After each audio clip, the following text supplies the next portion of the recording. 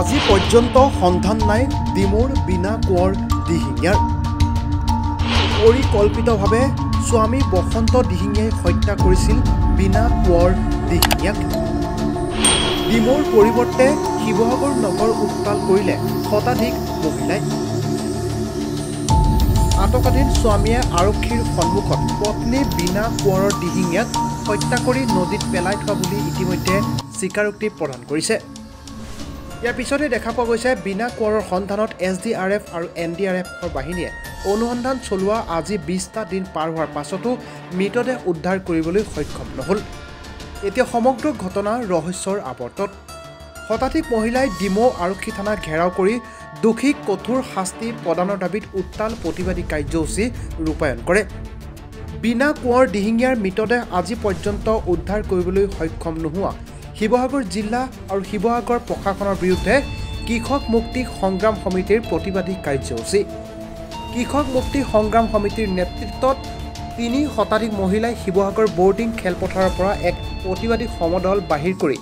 জিলা আয়ুক্তৰ কাৰ্যালয় ঘেৰাও কৰিবলৈ আগবাঢ়ে যদিও আদবাটতে আৰক্ষীয়ে বাধা প্ৰদান কৰে 7 দিনৰ সময়সীমা বান্ধি দিলে প্ৰতিবাদকাৰীয়ে 7 দিনৰ পাছত যদি মৃতদেহ সন্ধান কৰিব নোৱাৰে পৰিস্থিতি ভয়ানক হ'ব বুলিও ঘোষণা কৰে প্ৰতিবাদকাৰীয়ে নিৰুদ্দেশ হোৱা স্বামী ঘৰৰ পৰা নিৰুদ্দেশ হৈছিলে সেই নিৰুদ্দেশৰ কাৰণে প্ৰশাসনে আমাক উলিয়াই দিব পাৰে সেইকাৰণে আজি আমি এই কাৰ্যসূচী হাতত লৈছোঁ আৰু প্ৰশাসনে আজি 21 দিন হ'ল আজিলৈকে আমাৰ বিনা কোঁৱৰৰ মৃতদেহ আমাক উলিয়াই দিব পৰা নাই সেইকাৰণে আজি আমি DC ছাৰক লগ কৰিবলৈ আহিছোঁ আমাক মুঠতে ন্যায় লাগে নাৰী সুৰক্ষা লাগে আমাক নিজৰ পত্নীক হত্যা কৰি নদীত পেলাই দিলে বুলি স্বীকাৰ কৰাৰ পাছতো প্ৰশাসনে বৰ্তমানলৈকে আজি 21 দিন আজিলৈকে মৃতদেহ বিচাৰি দিব পৰা নাই মৃতদেহ যদি নাই তেখেতলোকে জীয়াই আছে বুলি আমাৰ সন্ধান দিয়ক নহ'লে আমাৰ মৃতদেহ লাগে এই সংগ্ৰাম চলি থাকিবই আমাৰ যেতিয়ালৈকে আমি মৃতদেহ নাপাওঁ আৰু নাৰীবিলাক কি সিহঁতে খেলনা বুলি ভাবিছে নেকি য'তেই দেখোঁ নাৰীবিলাকক মানে তেখেতলোকে ভেলু নাই বুলি ভাবে আজি তেখেতলোকে যিটো গতিত যাব লাগিছে ক্ষিপ্ৰ গতিত নাই যোৱা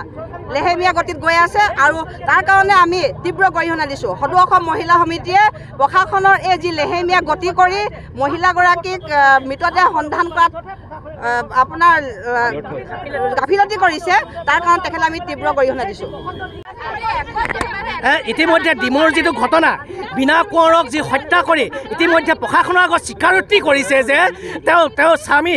বসন্ত দিহিঙীয়াই স্বীকাৰোক্তি কৰিছে যে তেওঁক হত্যা কৰি নদীত পেলাই দিয়া হ'ল কিন্তু প্ৰশাসনে তেওঁক নদীৰ পৰা আজি পৰ্যন্ত উদ্ধাৰ কৰিবলৈ 20 দিন পাৰ হৈ গ'ল আৰু প্ৰশাসনে যি লেহেমীয়া গতিত কাম কৰি আছে যাৰ বাবে ডিমৌবাসী ৰাজ্য ৰাজপথ অৱৰোধ কৰিবলগীয়া ঘটনা হৈছে আচলতে এই বসন্ত দিহিঙীয়া নামৰ ব্যক্তিজনে যেতিয়া ক'লে স্বীকাৰোক্তি কৰিছে যে হত্যা কৰি নদীত পেলাই দিয়া হ'ল এই সঁচাই নে মিছাই আমি কিন্তু জ্ঞাত এতিয়ালৈকে নহয় কাৰণ প্ৰশাসনে লেহেমীয়া গতিত কাম কাজ কৰি আছে এই মুহূৰ্তলৈকে তেওঁলোকে বিনা কোঁৱৰৰ মৃতদেহ উদ্ধাৰ কৰি পোৱা নাই আচলতে দুৰ্ভাগ্যজনক আমি ইয়াত আন ষড়যন্ত্ৰ আমি আছে বুলি ভাবিবলৈ বাধ্য হৈছোঁ ইয়াত ৰাজনৈতিক ষড়যন্ত্ৰ আছে তেওঁক গ্ৰেপ্তাৰ কৰি জেল হাজতত থৈ দিলে নহ'ব এনে ঘটনা ডাঙৰীয়া ঘটনা মুখ্যমন্ত্ৰী হিমন্ত বিশ্ব শৰ্মাক ডাঙৰীয়াক আমি জনাই দিছোঁ যে এই এটা নাৰকীয় ঘটনা এনে নাৰকীয় ঘটনা সংঘটিত কৰা এই বসন্ত দিহিঙীয়া নামৰ ব্যক্তিজনক ফাঁচি দিব লাগে